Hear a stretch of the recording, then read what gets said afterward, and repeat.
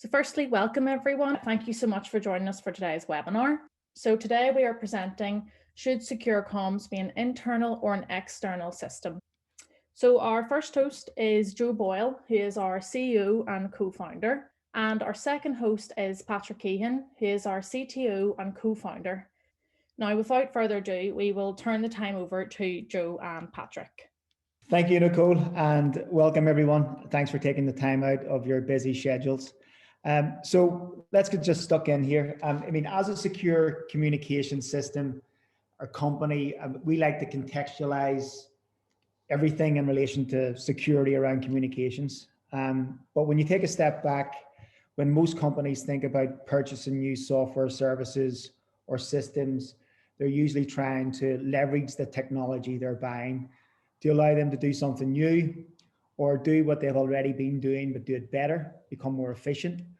Or if it's a security product, then they might want the solution in order to protect themselves against possible threats. Or maybe they're buying it for a compliance reason. There are tons of motivations, and marketing teams within vendors like ourselves spend billions of dollars every year trying to understand, what makes an emotional connection with customers. What do they need? Because if you understand what the customer needs, it's easier to deliver them the solution that they want. And after you make the sale, there's a technical term about the implementation details when deploying the product. And this relates to, which of the customer's existing services can this new technology be connected to in order to, again, drive productivity and efficiencies, to make life easier, to make it more compliant, or perhaps to make the company and its users safer. And then there are other types of products. Maybe it's a reporting product, a monitoring product that has a nice reporting mechanism, and it can produce, actionable insights, reports that allow you to extract new and interesting information and spot issues in your running systems that without this new product would be very difficult to otherwise see. And if that enables you to fix these issues and move the productivity needle, then the ROI on these new products is clear and compelling. So, of course, for some of these services, there's a question relating to the integration with the other services that are running on those networks and whether this presents a risk. Because in a highly interconnected network, which trusts a lot of connections between a lot of services, that implies that you're really only as secure as your weakest link within all of those running services if everything is connected. Because if one of these services is penetrated, then it can act as a beachhead for an attack on more valuable information or the crown jewels that are maybe stored or protected within another service. So, this is a common topic that we run into when talking to security conscious customers who are considering Salt and how far to integrate. And because we like to react to these things, and because we're really organized here in Salt, we had actually planned to do this January webinar way back in October, before the SolarWinds Orion's breach, which really, that kind of came out in early December, and that gave us such a stark example of the challenges we had intended to address in this, in this short webinar. So I think in order to tee this up before we get into the internal versus external, it would be good, Pat, as the CTO, if you could just spend a few minutes recapping, based on your reading and your analysis so far. I know it's still an ongoing issue, but what really happened with SolarWinds last year? I think you used the term there that's very appropriate. You said weakest link. And that seems to very well describe what happened with SolarWinds. So SolarWinds suffered a cyber attack that impacted a really wide audience. So they were used almost like a Trojan horse to gain access to networks of not just their own customers, but customers of customers. I would describe it as an indiscriminate supply chain attack So at the moment, they're estimating that this attack probably impacted something like 18,000 targets. The kind of optimistic view is that the attack was really only aiming at a select number of US government agencies. They think about 50. I say optimistic because the attack was so widespread, it's really very hard to tell who the real target was. So what did the target do? So we think that what happened was that in the past, there have been some concerns about SolarWinds security, specifically passwords that were being used to protect an update server, that they were weak or hard-coded or default values or something like that. So the attackers in question were able to gain access to that update server, do whatever patches they needed to do, and then they allowed the update server to essentially just push those updates out. And so the attackers were able to gain entry to all these networks in these different customers. Now, at the moment, it's, believe it or not, it's still early days. They have no idea how deeply this attack went, what information was stolen, if any.